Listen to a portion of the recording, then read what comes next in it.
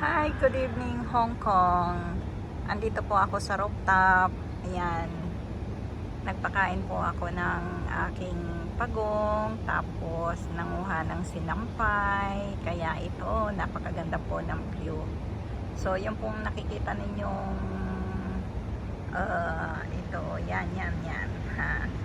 Yan po ay daongan ng malalaking barko. Pero simula po nung magkaroon ng virus ay ano po, parang wala na ako nakikitang nadaong diyan na malalaking barko. So yan po ay dating airport na kung saan ay 1993 ay dyan pa ako lumapag. Ang tagal ko na po dito, no? Ayan po, tapos ito po yung building.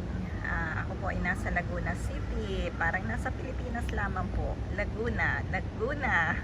Ayan po.